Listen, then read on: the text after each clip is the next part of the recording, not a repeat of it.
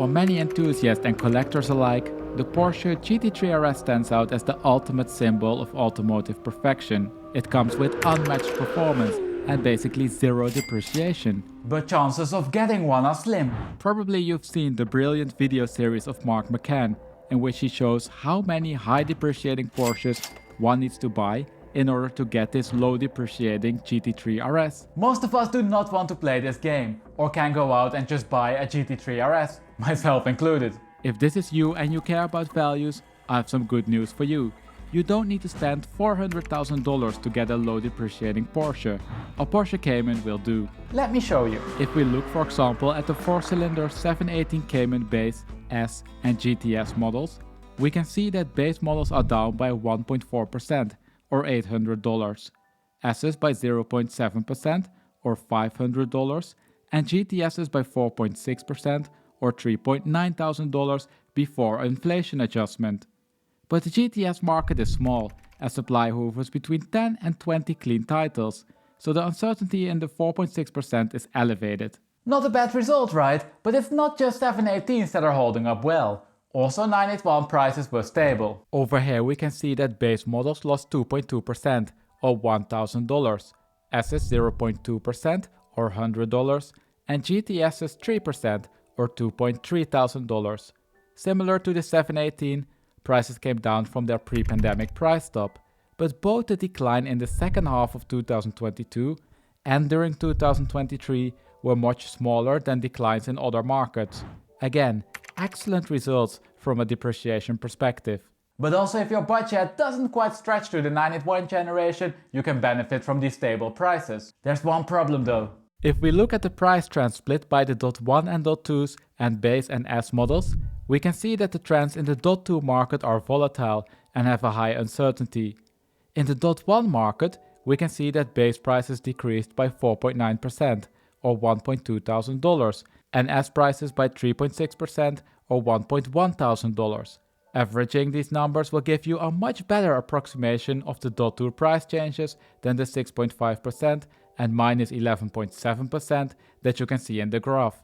Now all of the models that we covered so far decreased in price, and in practice this means that if you added an average amount of miles to your car, you roughly lost between 0 and 4%. But there are also models for which prices continue to increase, and this is extraordinary given the current market situation.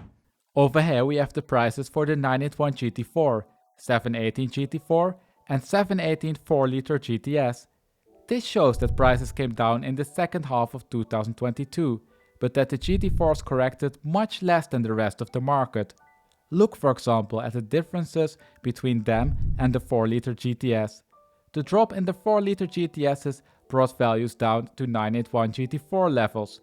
In 2023 though, values stabilized in the 4-liter GTS market and increased in the GT4 markets.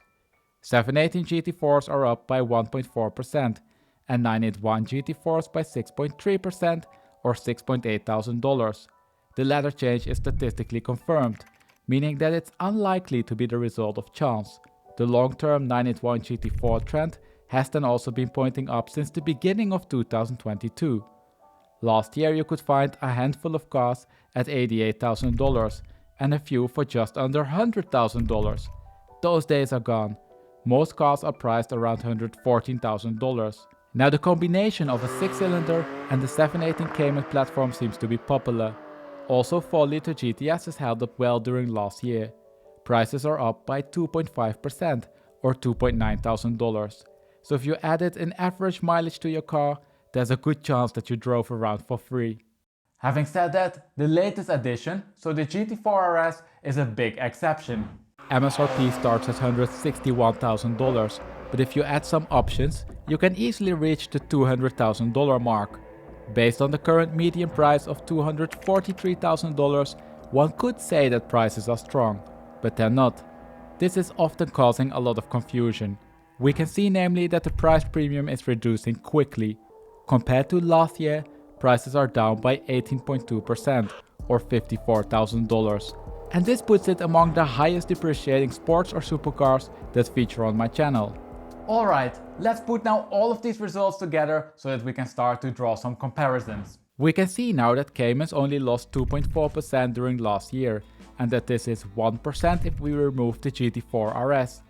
In other words, prices didn't change significantly. With minus 4 to 5%, the 987 generation lost slightly more than the average, but the difference to other non-GT models is relatively small. The 981 GT4, GT3 RS 4-liter, and 718 GT4 are the only cars for which prices increased. Out of these though, only the 981 GT4 price change is statistically confirmed. Now the graph clearly showed that you don't need to pay GT3 RS money to get yourself into a Porsche with low or no depreciation. That's pretty great news, right? But it becomes even better. You see, the Caymans did not only perform as good or better than GT RS models, but also better than most other cars. Over here we have the US year-over-year price changes for almost all cars that feature on my channel. On the horizontal axis we have the price change compared to last year in percentages, and on the vertical axis we have the number of cars to which this change applies. The median decrease during last year was 8%, and most cars lost between 3 and 12%. Now with an average decrease of 1%, the Cayman prices were among the most stable ones. They fell in the 25% of cars that lost the least, and even did marginally better than the 911 Carreras. Compared to the F87 base and competition, they even did significantly better. They are down by 8.8 and 7.7%. Only the CS comes close, with a drop of minus 3.5%. Now so far we only looked at what happened during last year.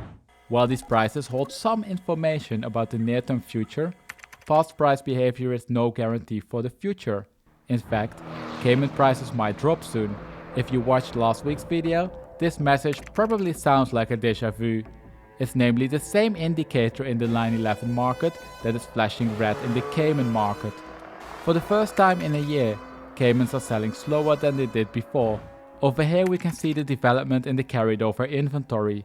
That is, the percentage of cars that aren't sold within 3 months. This value increased slightly when prices softened marginally during 2022, but decreased a lot during last year. This is in line with the strong prices, right? If cars are selling quicker and quicker, sellers won't decrease their price. On the contrary. But look at what happened during the last 3 months. The downward trend broke. For the first time since 2022, cars started to sell slower. Potentially, this will put downward pressure on the prices. Now the word potentially is important to underline here. Nobody can predict the future, and I'm certainly not claiming that this indicator can. A change in one data point doesn't give any guarantee that prices will change. It's however a reason to monitor the situation closely. Sellers, for example, don't seem to be too worried. If we namely look at the price change for this unsold inventory, we can see that unsold inventory is typically discounted more during the winter. Yet, during this winter, discount rates are the same or less negative, showing that sellers aren't yet adjusting cars that take longer to sell. You don't need to spend hundreds and thousands of dollars on a GT3 RS to get yourself into a modern Porsche with a relatively low depreciation rate. We saw that Caymans lost only 1% on average, and that this is in GT RS territory when it comes to depreciation. Moreover, it outperformed many other cars. Now all of this doesn't mean that prices will change by a similar rate during next year. We saw that the carried over inventory rate accelerated during the last 3 months, something that didn't happen for a long time. This implies an increase in the downside price risk. Moreover, it's not an isolated effect. It also happened in the 911 Carrera market. We saw that last week. Now the message regarding future prices is then also the same as in last week's video. The message isn't that the market will crash. Let me repeat, I am not saying that this market will crash. The message is that there's one small indication that prices could start to soften slightly, and that we didn't see any of these indications during last year. In other words, the downside price risk increased. And with that we arrived at the end of this video. Now if you enjoy this data-driven way of analyzing car prices, but would like to see a video for a different car, head over to my channel. Over there you'll find data-driven market analysis for a large variety of cars. Can't find the car you're looking for? Let me know the name of the car by commenting it down below in the comment section. Once there are enough requests for a certain car, I'll make a video about it. As always, thank you for watching and I hope to see you next week for a new video.